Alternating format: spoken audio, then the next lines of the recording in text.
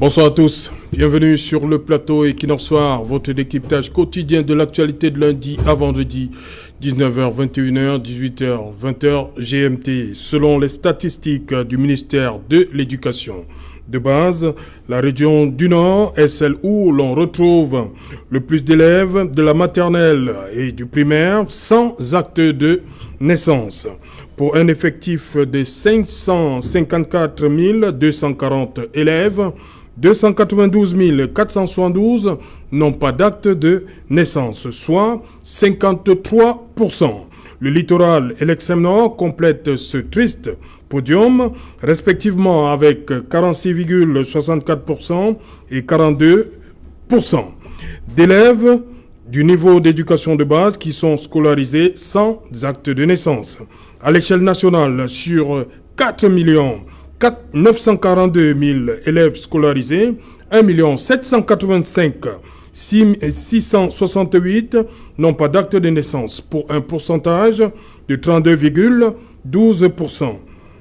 Conscient donc de ce que le quotidien Le Messager a appelé le scandale camerounais, est réuni en séance plénière spéciale de débat sur l'état civil et plus particulièrement sur la problématique de l'établissement des actes de naissance. Les députés ont formulé des recommandations portant sur les aspects législatifs et réglementaires, ainsi que dans le domaine des politiques publiques. Madame, Monsieur, tout à l'heure à 20h, c'est la grande édition du journal, présentée par Cédric Noufelet, tout de suite après. Le débrief du journal et tout de suite, Madame, Monsieur, le fait du jour.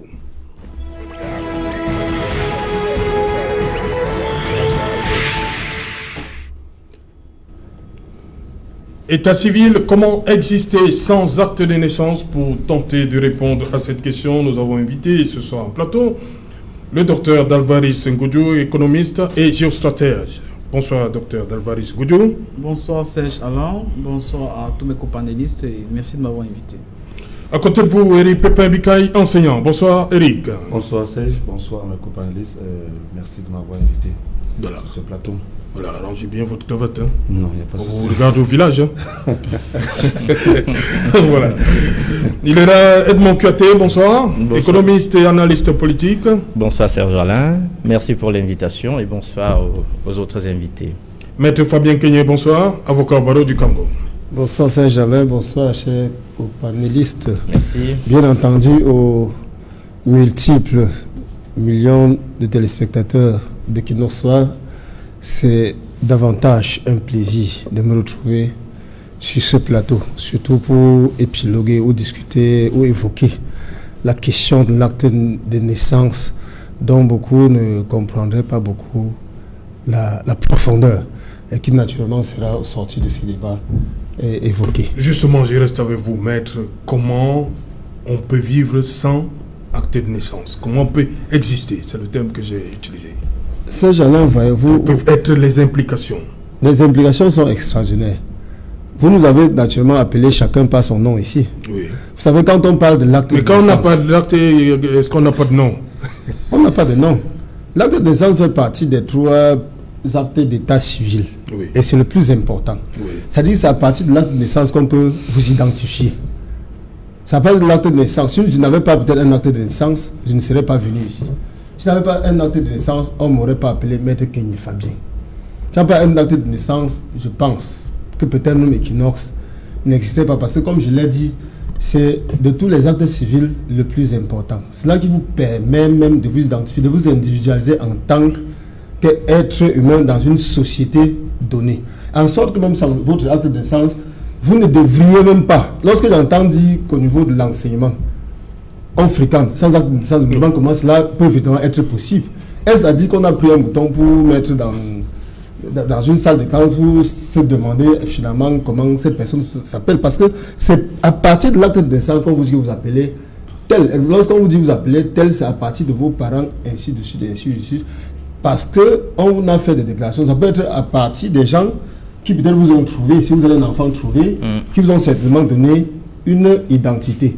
Et je m'en voudrais en tant qu'avocat de ne pas le rappeler pour dire qu'il faut bien savoir que lorsque quelqu'un est né, que vous soyez son parent, que vous avez même seulement pris connaissance de l'existence de cette personne et que vous n'en fassiez même pas connaissance, vous êtes passible d'une condamnation pénale. Oui. Autant que je me souviens, c'est l'article 370 du code pénal, d'une amende de 4 000 à 25 000. À 25 000 francs ou d'une peine d'emprisonnement de 5 à 10 jours. De 5 à 10 jours. Donc, toutes ces personnes... C'est peut-être parce qu'il faut 5 à 10 jours, qui néglige. Un seul jour de prison est extraordinaire. La sanction est d'abord premièrement morale, parce que je ne peux pas comprendre. Oui. C'est comme tu sais, Alain. Permettez-moi, j'ai une toute petite anecdote. Je ne sais pas pourquoi on m'avait invité sur votre plateau. Si je recule un peu sur 1 kilomètre vers l'entrée de Bessenguela, j'ai quelqu'un, il n'y a pas pratiquement 2 semaines que je l'ai rencontré. C'est un monsieur qui est dans l'import-export, que j'ai vu accompagner de sa fille d'à peine 2 ans. Il m'a dit que son enfant n'avait pas d'acte de naissance. Nous sommes à Douala. En plein cœur de Douala. Oui. Moi, je lui ai dit, j'ai dit depuis 2 ans, je lui ai dit qu'il avait urgence. Après le nom, comme je l'ai dit dans mon propos introductif, après le nom, c'est le littoral. Oui, il y a plus d'élèves qui n'ont pas... pas du tout menti, voyez-vous, puisqu'on dit que effectivement, et qu'ils nous rendent compte, nous en avons là suffisamment la preuve. Qui me dit que son enfant a 2 ans. Nous sommes en plein Douala. N'a pas d'acte de naissance. À qui la faute? Cela n'est pas possible. C'est de l'inconscience. Voilà. Vous me demandez à qui la faute? Non, le père, c'est le père qui n'a pas... Non, sur ce plan-là. Je crois que il y a le professeur Bifoum qui avait dit qu'il fallait savoir ce que c'est qu'un droit pour pouvoir en réclamer. Je crois que sur le plan social, ça doit être un problème d'éducation, un problème de formation et un problème de tolérance de la part de l'administration. Parce qu'on va comprendre qu'une administration qui passe tout le temps à dire, comme vous parlez du Grand Nord, là, oui. Mais non, le Nord. Comme on parle du Nord, oui, n'est-ce pas? Le Nord, je ne peux pas comprendre qu'on me dise que les gens existent là-bas physiquement qui, comment dirais-je, sont en accord parfait avec l'administration. Ça, c'est seulement le cas pour les enfants scolarisés. Hein. Pour les enfants scolarisés. Scolarisés seulement. Vous imaginez? C'est qui est même une incongruité parce que ça, c'est bien, vous avez bien fait d'inviter un ancien qui nous dise comment un enfant qui n'a pas d'acte de naissance parvient à être intégré dans le fichier. Cela est suffisamment grave. Okay. Et je voudrais, si vous me permettez, insister sur le fait que ceux qui gardent les enfants ou qui ont connaissance de ce qu'ils ont un enfant qui est né, ne l'ont pas déclaré pour qu'on puisse établir un acte de naissance. Il faut d'une part que ces personnes sachent qu'elles encourent une sanction. Et ce n'est pas le plus grave. Le plus grave, c'est que ces personnes dont on ne déclare pas là n'existent presque pas. Elles ne peuvent pas accéder à l'éducation. Elles ne devraient pas accéder à l'éducation, puisque j'apprends par vous que certains parviennent à être dans la sécurité de l'éducation. Ces personnes n'accéderaient de quelque manière que ce soit à aucune formation, ne pourraient présenter aucun diplôme, n'existeraient même pas, ne pourraient traverser nos frontières, n'existent même pas pour ce qui me concerne. Donc je suis un tout petit surpris, beaucoup même surpris d'entendre que vous me disiez sur le plan statistique, que vos statistiques ne parlent que des personnes qui sont scolarisées. Comment? Sur la base de quoi? C'est jamais. Je ne sais pas. Voilà, justement, on va interroger l'enseignant Eric Pépin Bikaï. Comment comprendre que on puisse être scolaire? Certes, le problème se pose souvent lorsqu'ils doivent présenter soit le First School, Living Certificate, soit le CEP. Mais avant, comment on en vient à venir inscrire un enfant alors qu'il n'a pas d'acte de naissance? Non, même pour la maternelle d'abord. Il faut le dire de manière triviale, le système éducatif camerounais n'exige pas de manière fondamentale aux parents de présenter l'acte de naissance. Accessoirement, dans la constitution du dossier, on exige aux parents d'en présenter une photocopie de l'acte de naissance. À partir de là, il est possible qu'un enfant fasse sa préscolarisation jusqu'au niveau du CPE, sans toutefois que l'établissement ait besoin de son acte de naissance. Il en est de même du système secondaire à partir de la 6e peut-être jusqu'en seconde, jusqu'en 3e pour le système francophone où un enfant peut être scolarisé et on exige son acte de naissance juste au moment où il doit présenter son examen. Et puis, ce n'est que la photocopie est légalisée que les autorités de l'établissement exigent. Vous pensez qu'il y a toujours cette photocopie? Je ne peux pas répondre, mais ce que je sais dans ce système-là, c'est que les autorités éducatives ne mettent pas l'accent sur le document, c'est-à-dire sur l'authenticité, sur tout ce qu'ils veulent qu'on présente, c'est qu'il y ait une concordance sur l'identification de l'enfant, aussi simple que cela. Et cela émane beaucoup plus des autorités administratives. Il ne faut pas oublier que dans cette chaîne, si on peut questionner à peu près 3 ministères. Il y a d'abord le ministère de la Santé, parce que lorsqu'un enfant naît, il faut automatiquement faire la déclaration de naissance. Il y a le ministère du moins l'ancien MINAT, qui aujourd'hui avec le ministère de la décentralisation, qui entre en scène. Et puis il y a accessoirement le ministère de la Femme et de la promotion de la famille, parce que ces statistiques, ce sont le fruit des études concertées entre le BUNEF, le Bureau national de l'État civil, et des organisations, des structures déconcentrées de l'ONU, notamment l'UNICEF. Voilà. Donc ça fait que au niveau de ces responsabilités-là, la loi prévoit mettre sur la table que l'enfant doit avoir sa déclaration de naissance 21 jours après sa naissance, si je ne me trompe pas. Donc on peut l'établir déjà l'acte de naissance. Et l'établissement de l'acte de naissance est fait sur la base de la déclaration de naissance qui vient, lui, du secteur de la santé. Donc, maintenant, on peut questionner le nombre de personnes au kilomètre carré qui sont en charge de pouvoir établir ces documents. Il ne faut pas oublier que dans le cas d'espèces, il y a les magistrats municipaux, les mairies qui sont habilités. Il y a accessoirement les centres d'état civil.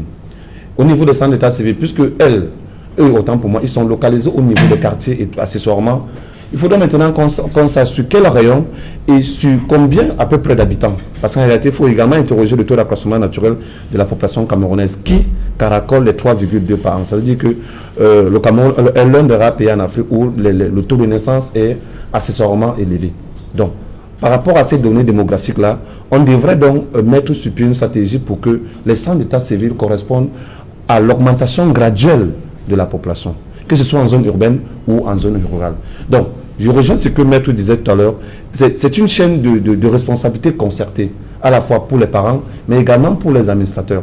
Peut-être on va revenir tout à l'heure sur le son, parce qu'il ne faut pas oublier que la plénière qui s'est ouverte, je pense, lundi, a fait l'objet de cette déclaration. Justement, le ministre a parlé de la mise en place des stratégies de nature à pouvoir accroître l'offre de délivrance des actes de naissance. Et il a avancé un chiffre, donc il a demandé qu'il fallait à peu près 70 milliards pour qu'on puisse sécuriser l'acte de naissance, les actes de naissance au niveau du Cameroun. On reviendra peut-être tout à l'heure, tout au long de l'émission, sur les éléments techniques liés à ces problématiques-là. Docteur Delvaris Ngoudjou, situation des élèves, école maternelle et primaire, sans acte de naissance. On a dit que c'est le Nord qui est en tête. Prenons le cas du littoral.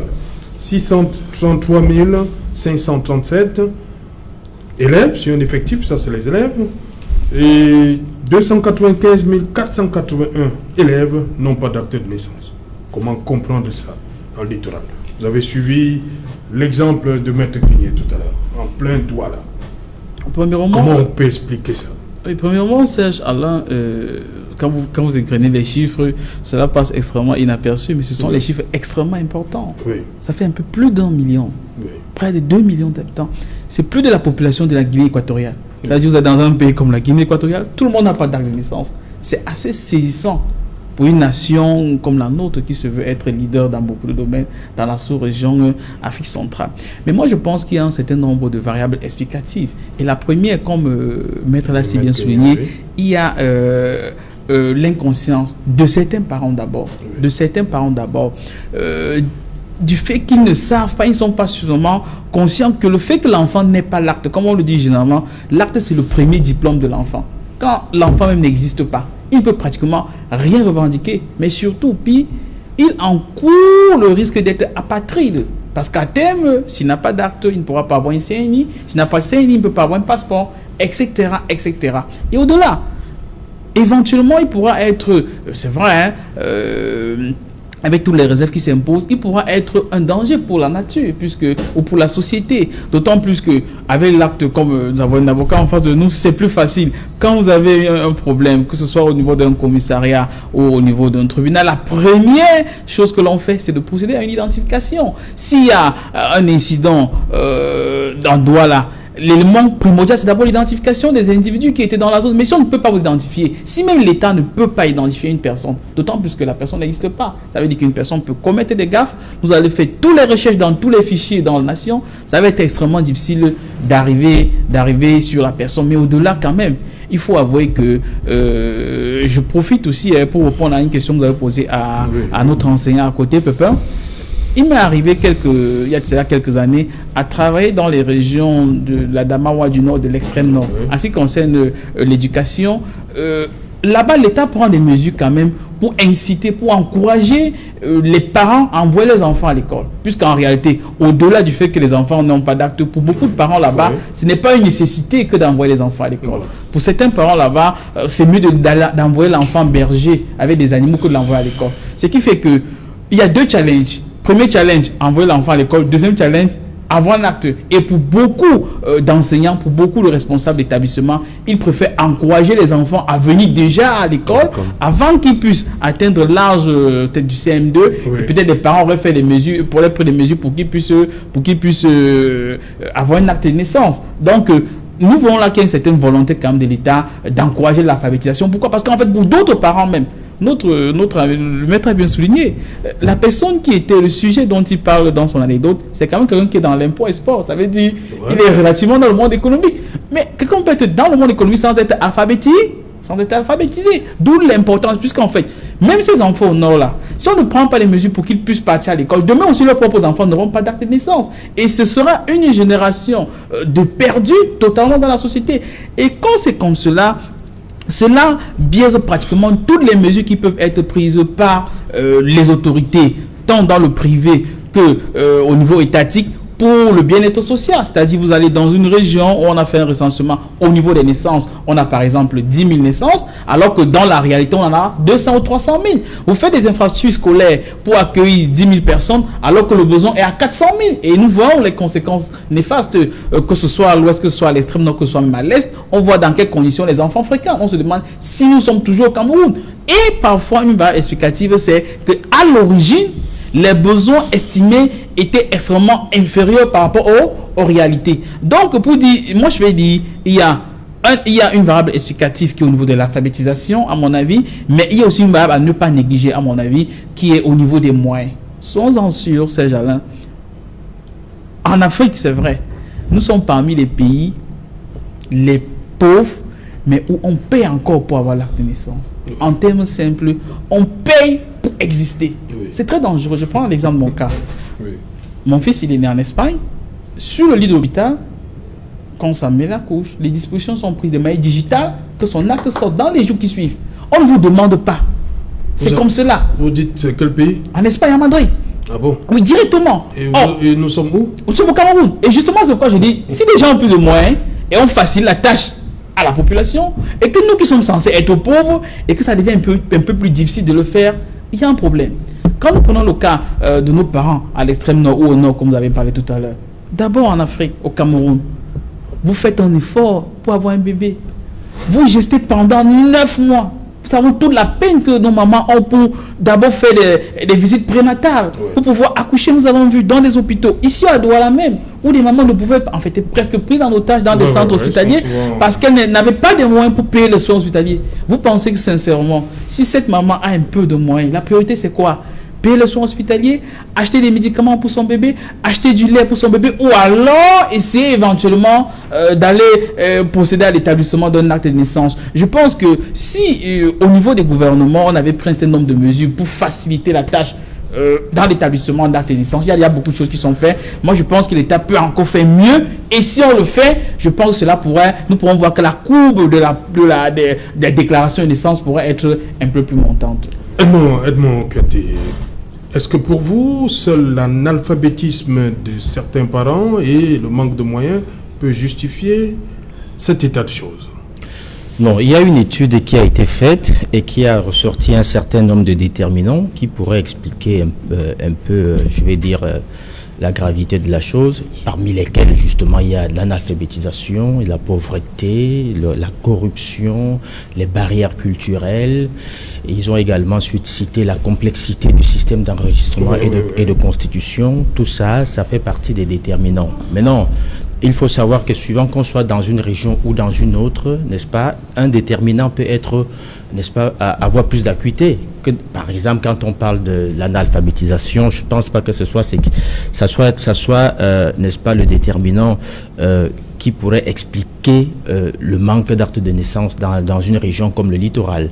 On va citer autre chose. Il y a par exemple la pauvreté, Au nord, par exemple, il y a l'analphabétisation, il y a les barrières culturelles, et il y a... Edmond, arrêtons-nous un temps soit peu sur le cas qu'a évoqué Maître Kenyé, quelqu'un qui fait dans l'impôt sport. Oui. Nous sommes à Douala. Nous sommes à Douala. Expliquer qu'à 2 ans, que l'enfant n'est pas d'acte. Je dirais que on peut ranger ça dans le registre de l'analphabétisation. C'est un analphabète. Il ne connaît même pas l'importance de l'acte de naissance, parce que s'il connaissait un peu l'importance de l'acte de naissance, il saurait que son enfant n'existe pas. Parce que lui, il saurait, si il fait dans l'import-export, je suppose qu'il a toutes ses pièces officielles, ça veut dire qu'il fait des transactions bancaires. Et donc, il comprendrait la nécessité d'avoir une pièce d'identité pour pouvoir ouvrir un compte bancaire. Et donc, il saurait que si à lui on exige cela, à son enfant, on ferait pareil. Et donc, c'est un analphabète et il ne comprend pas très bien. Il n'est pas pauvre. Donc, il n'est pas pauvre, forcément, c'est un analphabète. Il ne comprend pas très bien la chose. Il faut très bien expliquer ce que c'est que l'analphabétisation. Il ne faut pas voir les gens parce qu'ils réussissent à brasser le million. Vous croyez que forcément, ils ont quelque chose dans la tête. Non, ce sont des analphabètes. Mais ce que je veux dire, c'est que lorsque vous prenez certaines régions, je vais m'appesantir sur la région du Nord, par exemple. J'ai fait une étude là-bas. Nous avons mené une étude là-bas. J'avoue que ce que j'ai vu était tout simplement ahurissant. Je dis, c'était ahurissant. Vous savez, Serge, le problème, c'est que les Camerounais, nous les Camerounais en général, on a tendance à concevoir le Cameroun dans notre empente vertiginale. Et pour chacun, le Cameroun, n'est-ce pas, se retrouve confiné dans son biotope à lui naturel. Celui qui vit à Douala pense que le Cameroun, c'est Douala. Celui qui vit à Yaoundé pense que le Cameroun, c'est Yaoundé. Celui qui vit à Bafoussam, ainsi de suite. On oublie très souvent que le Cameroun, c'est également la zone rurale où il y a un certain nombre de difficultés. Maître parlait, n'est-ce pas, pas Maître, je vais dire Pépin, oui, Pépin. Il parlait sans le savoir, n'est-ce pas, d'un problème de proximité entre les populations et les centres d'état civil. Ça, c'est un autre problème. Vous savez, à Douala, vous pouvez partir aussi, même si vous êtes, je ne sais pas, dans n'importe quel coin, vous pouvez prendre une moto et puis ça vous dépose à Bounanjo, ça vous dépose dans une mairie et tout ça. Ailleurs, il faut savoir que c'est beaucoup plus compliqué. Moi, j'ai fait une région à l'extrême nord. Nous avons mené des études, mais une fois qu'on est parti du centre de la petite zone urbaine, mais j'ai vu des réalités terribles. C'est-à-dire, vous arrivez, on est en pleine année scolaire. Vous arrivez un mardi, mercredi, jeudi, vous voyez des jeunes garçons, des jeunes filles qui gambardent partout. C'est-à-dire que l'école n'est pas une réalité. Ça, il faut le savoir. Il n'y a pas de centre de santé. Je ne vais pas vous dire tout ce que j'ai vu là-bas parce qu'il paraît que quand vous dites certaines choses, apparemment, ça devient un peu, après, ça devient un problème. Mais j'ai vu des choses quand même terribles. Mais oui, ça, il faut le dire. J'ai vu des choses terribles. Quand on m'a montré où on faisait accoucher les femmes, j'avoue que je n'ai pas cru que j'étais au Cameroun. Je parle dans l'extrême nord. Je peux vous citer des villages. Il y a Soukoungou Naïbi. Ça peut ne pas sonner. Déstabiliser le pays. Ça peut ne pas sonner Cameroun, mais quand on dit Soukoungou Naïbi, on est bien au Cameroun, on est dans l'extrême nord. On est à Maroua. Quand on dit Patata, on est à Maroua. Je mets quiconque à défi, y compris les élites de Maroua qui nous regardent, de nous dire s'il y a une école à Soukoungou Naïbi. Pourtant, il y a de la population là-bas. De nous dire s'il y a, n'est-ce pas, dans cette zone-là, un centre de santé. Il n'y en a pas, ça n'existe pas. Lorsque vous allez à Patata, ce qui fait office d'école, c'est un petit boucaro. Je dis un tout petit boucaro, où ils nous disent même d'ailleurs qu'il n'y a pas de couverture parce qu'ils attendaient des toits de chaume, parce que ça avait des chaumes. C'est les chaumes qui font office de couverture, et vous disent qu'ils attendent ça depuis, on leur a promis ça depuis l'année dernière et ça tarde à venir. Je dis, et ça coûte combien? On nous dit ça coûte entre 700 francs la botte et 500 francs. Je dis, c'est pour ça que depuis 1 an, vous n'avez pas de... Il dit oui, c'est pour ça. Et le maître qu'on avait envoyé, à force d'attendre, il s'en est allé. Et donc, tout ce coin-là est resté sans école. Il n'y a pas de centre de santé. Comment pensez-vous qu'il va avoir un centre d'état civil? Arrêtez de peindre le Cameroun en noir. Je ne peins pas le Cameroun en noir, mais je voudrais tout simplement que l'on comprenne. C'est dangereux, hein, non, ce que vous faites. Non, je mets quiconque à défi. C'est une étude que nous avons menée. Chacun peut aller mener. Quand je dis, je donne des noms. Vous pouvez prendre votre caméra demain, on se rend à Maroua. Quand on dit... Vous-même, vous venez de dire que c'est pas bon de dire certaines choses. Oui, mais je voudrais qu'on prenne conscience de cela parce que dans l'étude, on dit que le Nord est la région la plus affectée. Il faut prendre conscience de cela. Et il faut savoir qu'à côté de cela, il y a un autre problème. Lorsque vous avez des citoyens dont vous ne connaissez pas l'identité, c'est un problème. Vous savez très bien qu'on a été confronté à un problème dans l'extrême nord, notamment les problèmes sécuritaires avec le Boko Haram. Oui. Quels sont ceux qui sont les proies faciles à se faire enrôler dans ces mouvements-là? Ce sont ces gamins-là, ce sont nos jeunes frères et sœurs qui n'ont pas d'identité, qui ne peuvent pas aller à l'école, qui ne savent même pas, si jamais tu leur donnes une arme, d'aller commettre des... Qui ne veulent pas ou bien qui ne peuvent pas? Qui ne peuvent pas. Parce que Dr Godjou a parlé tout à l'heure, il y a des gens qui préfèrent... Non, faisons très attention. Être des bergers. Faisons très attention. Vous-même, vous avez dit qu'à partir de mardi, il n'y a plus personne. Non, faisons très attention à Serge Alain. Ayons le courage de dire certaines choses. Oui. Je ne dis pas qu'ils ne veulent pas. Vous savez, un enfant qui naît est un enfant qui attend qu'on lui donne des chances de pouvoir accéder à certaines choses, notamment à l'école. J'ai l'intime conviction que quel que soit mon QI aujourd'hui, si on ne m'avait pas donné la chance, si on ne m'avait pas tenu la main pour m'amener à la maternelle, pour m'amener, n'est-ce pas, à la section d'initiation à la lecture et tout ça, je n'aurais jamais rien été. J'aurais été un ectoplasme dans la société aujourd'hui. Je ne le suis pas parce que j'ai trouvé des dispositions là où je suis né. Il y avait des écoles à proximité, je ne faisais pas beaucoup d'efforts. Il y avait des écoles à proximité, il y en avait plusieurs. J'avais même le choix. Ouais. J'avais le choix entre aller ici et là, et mes parents ont choisi de me mettre dans une école qu'ils estimaient être la bonne. Et donc, ça m'a permis d'être... Quand je vous parlais des régions où il n'y a pas d'école du tout, ça n'existe pas. Ne croyez pas que ce que vous voyez sur le net, c'est... Parfois, on vous montre des enfants qui sont assis à même le sol, sous des arbres. Ça existe, ce sont des réalités de chez nous. Et donc, quand nous disons qu'il faut...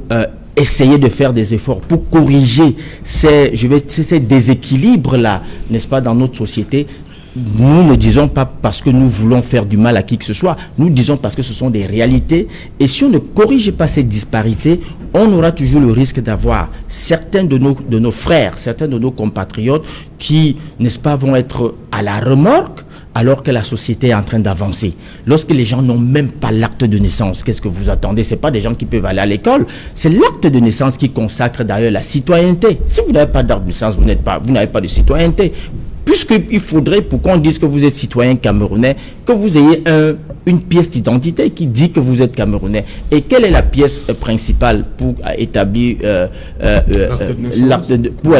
la carte nationale d'identité, pour établir un passeport, pour avoir un diplôme, il faut avoir un certificat de nationalité qui, lui, est conditionné par un acte de naissance. Et donc, c'est une pièce centrale. Incontournable. C'est incontournable.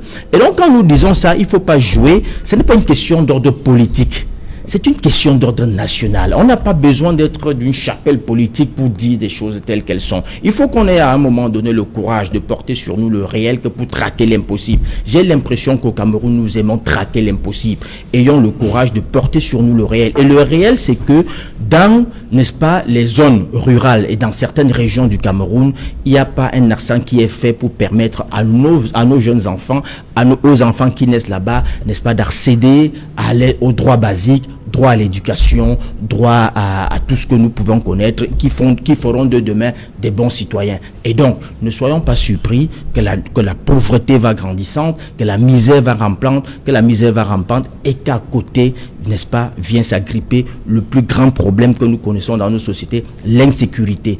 Tant que nous avons des enfants qui ne sont pas allés à l'école, qui sont sous-éduqués, qui baignent dans la misère, qui baignent dans la pauvreté, parce qu'ils n'ont pas de formation, parce qu'ils ne savent même pas écrire leur nom, du coup ils ne savent même pas faire un métier, on aura un problème d'insécurité. Okay. Et donc il faut mettre un terme à cela. Voilà, Maître Kenyé, justement hier, les députés à l'Assemblée nationale ont émis le vœu que les textes sur l'état civil soient revus. Il y a d'abord, ils ont parlé de la simplification des procédures de déclaration, d'établissement et de reconstitution des actes de naissance. C'est peut-être ce qui décourage souvent certains parents. C'est un peu trop complexe parfois, les procédures. Ces gens-là, je voudrais pas perdre mon temps sur ce que les députés ont dit, parce que dans ce pays-ci, nous avons les meilleurs textes qui soient. Le Camerounais est très, très intelligent. Que les textes soient d'inspiration du gouvernement, comme c'est souvent le cas à pratiquement 100%, ou de l'Assemblée nationale, ça ne change rien. Si vous me permettez, je voudrais pourtant dire que je pense que pour une rare fois, cette émission ne sera pas contestée ou ne sera pas traquée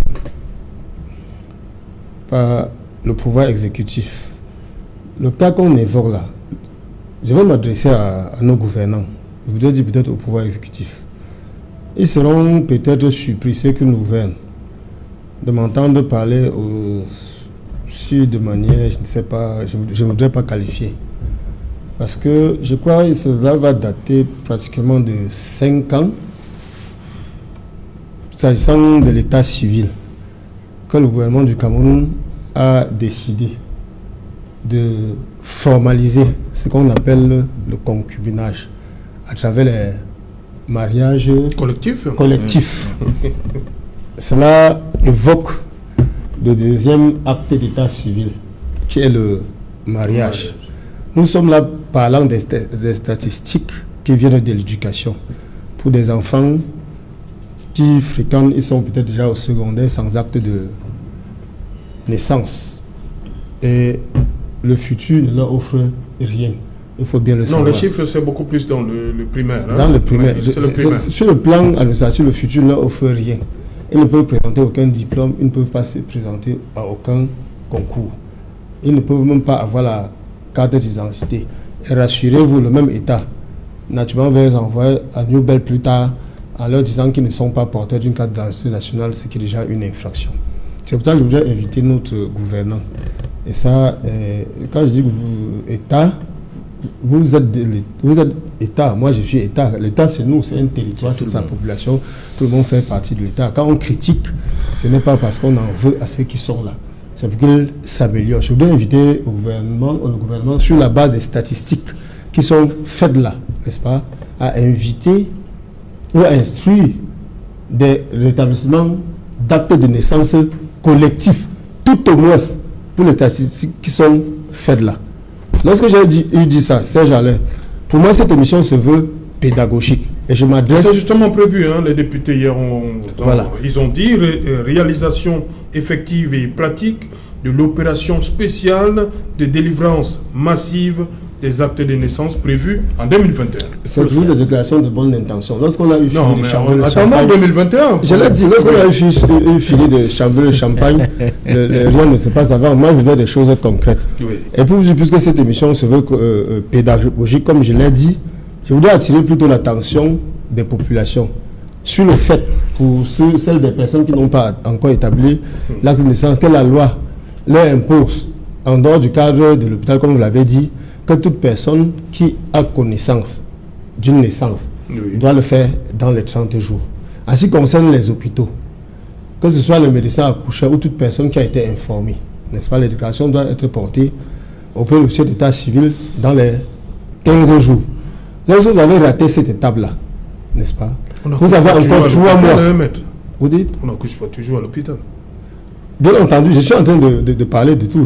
Pour ceux qui ne s'accouchent pas à l'hôpital, j'ai parlé de 3 mois. Il faut que l'officier d'état civil sache que quand la population vient leur dire que je suis venu établir l'acte de naissance de mon enfant, ils n'ont pas besoin de l'officier d'état civil d'attendre la déclaration de naissance. Voilà. Toute personne, la loi le dit, l'ordonnance de 81, je crois du 29 juin 1981, n'est-ce pas, permet à toute personne qui a connaissance l'acte de naissance de venir le déclarer. Même trouver un bébé, même si vous trouvez un bébé quelque part. De venir lui dire que j'ai assisté à une naissance. Vous êtes tenu, monsieur les officiers d'état civil, d'établir cet acte de naissance-là. Donc vous demandez aux officiers d'être... de recevoir.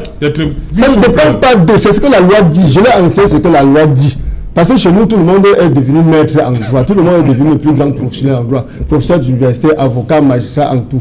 Il me semble que depuis pratiquement le contentieux électoral qu'on a eu en 2018, tout le monde est davantage devenu plus expert en droit. Ça, c'est de manière pédagogique que je le dis. Lorsque vous n'avez pas, de manière formelle, n'est-ce pas, déclaré dans les 2 mois, si l'accouchement dans le mois, si l'accouchement ne s'est pas passé à l'hôpital, vous avez 15 jours pour le médecin ou l'infirmier accoucheur ou toute personne qui a assisté à l'hôpital, 15 jours pour le faire. Quand bien vous n'avez pas fait dans ce délai, vous avez encore 3 mois pour saisir le procureur qui demande à l'officier d'état civil de le faire. Et passer cette étape encore, vous avez encore la possibilité humainement de saisir le tribunal pour qu'on fasse ce qu'on appelle le jugement supplétif d'acte de naissance. Ça ne coûte pas trop. Et là, sur ce plan, sans être porte-parole de mon barreau, je pense que si les gouvernants saisissent cette balle au rebond, peut-être le barreau serait prêt, n'est-ce pas, à ce que nous participions à l'établissement de ces actes de naissance massifs, parce que c'est tellement, comment dire, choquant. Nous autres qui sommes des parents, de savoir qu'un enfant ne peut pas exister juste parce qu'il n'a pas de naissance, l'acte de naissance, alors que nos textes de loi offrent la possibilité de le faire. Okay. Donc j'invite le gouvernement, je le dis, j'insiste là-dessus, à créer des conditions pour que cela puisse se faire. Voilà, Éric Pépin-Bikaï sur cette recommandation des députés, opération spéciale de délivrance massive des actes de naissance prévus en 2021. Non, c'est une bonne chose. On a vu avec le carte d'identité.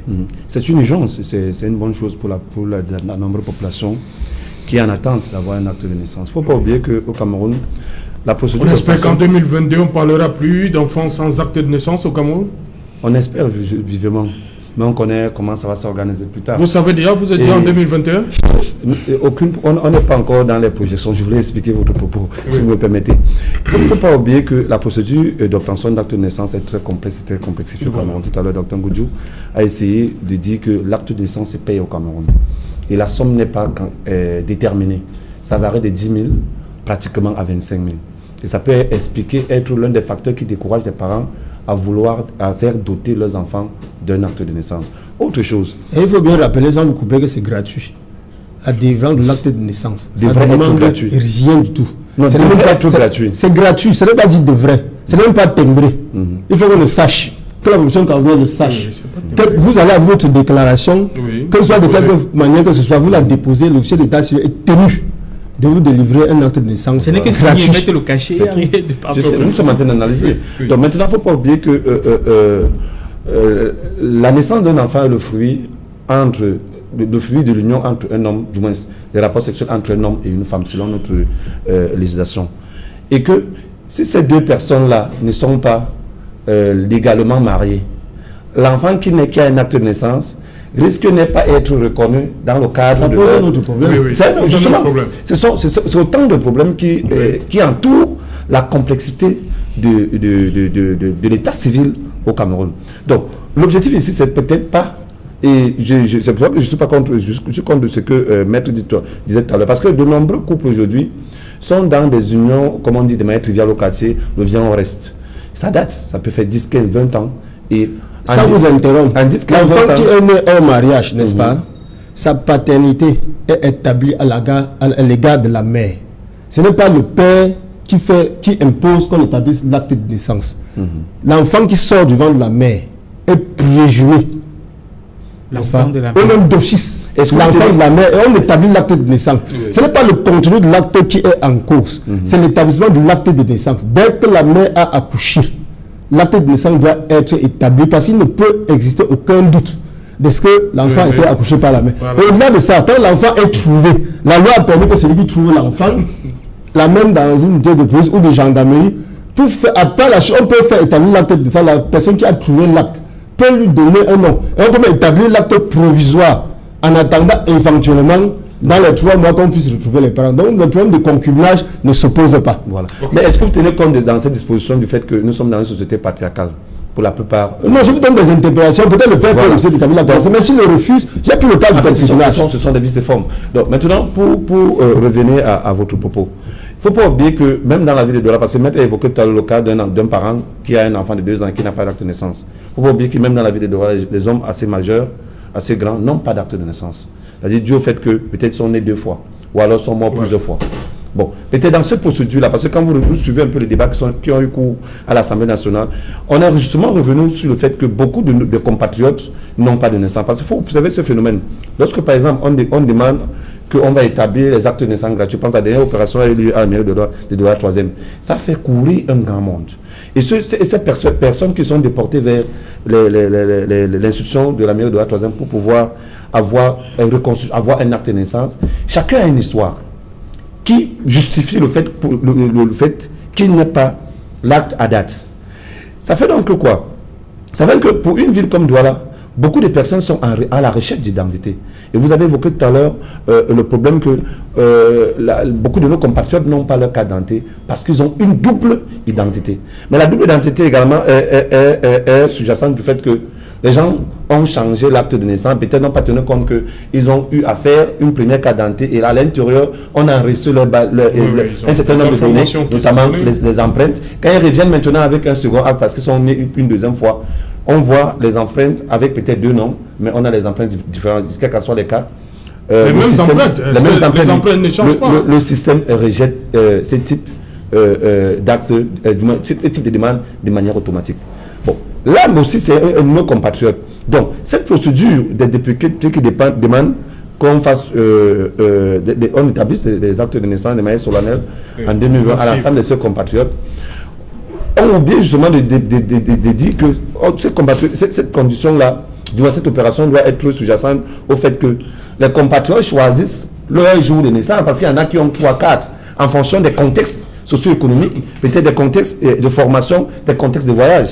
Donc, que pour une fois, qu'ils soient capables aussi de choisir leur vrai acte. Ça, c'est un plaidoyer que Cabral a tenu devant les députés pour que, au sorti de cette opération, qu'ils aient définitivement une identité qui correspond à la date de naissance à partir de laquelle on peut être capable de pouvoir remonter leurs différentes généalogies. Ok. Docteur Goudjou, justement, est-ce qu'il ne va pas se poser un problème?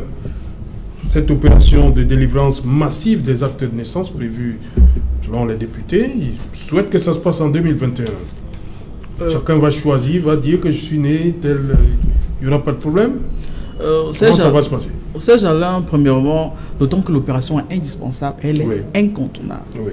Comme Maître Lassé vient de souligner, le passage normal que des personnes qui sont déjà opprimées en train de fréquenter, donc au-delà de 6 ans, pour la plupart, ça ne peut être qu'un jugement supplétif. Mais vous avez cité près de plus d'1 million de cas. Nous sommes à plus d'1 500 000 cas. Ils vont aller dans quels tribunaux, où, quand et comment, avec quels moyens? Puisque nous sommes en train d'évoquer les moyens qu'ils nécessitent pour l'établissement d'actes qui est autour de 5-10 000 francs. Ils auront le temps d'aller au tribunal pour tout cela. C'est pourquoi l'opération est indispensable. Et c'est vrai, comme vous le dites, cela peut poser des problèmes. Moi, je pense que l'un des plus grands problèmes peut être au niveau sécuritaire. Est-ce qu'il peut y avoir des étrangers? Est-ce qu'il peut y avoir des personnes qui voudraient profiter de l'occasion pour se faire établir un acte? Toujours est-il, nous devons le noter, que toujours est-il que dans les nations, il y a toujours des graines qui essaient de passer. Il y a toujours des graines qui essaient de passer. Juste que quand les mauvaises graines prennent une ampleur très importante, cela a un impact très négatif. Je veux souligner un fait qui passe parfois inaperçu.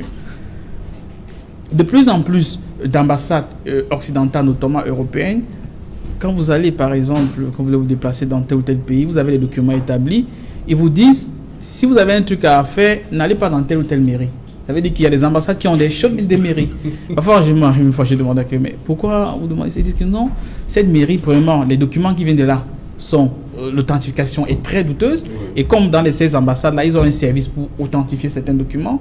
Quand ils essayent de rentrer en contact avec la mairie pour vérifier, parfois il y a une fin de non-recevoir de ces mairies-là. Notamment ici, je préfère ne pas citer la mairie. C'est vrai qu'il y a des dispositions qui ont été prises pour repousser cela, donc pour améliorer. La mairie a fait un bon travail là-bas. Maintenant, ces ambassades acceptent de cela. Mais au-delà, c'est ce que les Européens ont fait et c'est très dangereux pour nous parce on est traité comme des sujets de laboratoire. C'est que de plus en plus des Africains, notamment des Camerounais en Europe, pour essayer d'identifier, de localiser leur âge, on utilise le test osseux. Oui. C'est possible qu'on utilise ça ici, mais c'est très mauvais. Pourquoi? Oui, au carbone 14. Oui, 14. Très bien. Et parce qu'en utilisant le carbone 14, généralement, on l'utilise en archéologie pour identifier les ossements extrêmement anciens. Oui. Si nos institutions perdent de leur crédibilité... Ça donne le vrai âge. Non, ça donne le vrai âge. Ça donne le vrai âge. Mais si nos institutions... perdent tellement de leur sérieux au point où on utilise du carbone 40 pour identifier notre âge, cela fait problème. D'où l'importance que, parce que dans la plupart des cas, il faut l'avouer que même ici au Cameroun, comme nous avons vu, des Chinois, des Nigérians, des Libanais qui étaient arrivés au Cameroun pour quelques jours avaient déjà une CNI, toujours est-il que c'est un Camerounais qui participe à établir cela. C'est-à-dire, dans certains cas, partout peut-être, il y a peut-être les actes de corruption qui sont passés. D'où l'important pour les gens qui doivent participer à la réalisation de cette opération d'être extrêmement consciencieux que ce faux acte de naissance que vous attribuez à M. X ou Y, M. X ou Y utilisera sera demain peut-être pour causer des dommages à la nation. Ça peut peut-être pas être vous directement, mais ça peut être votre cousin, ça peut être votre maman, ça peut être etc. etc.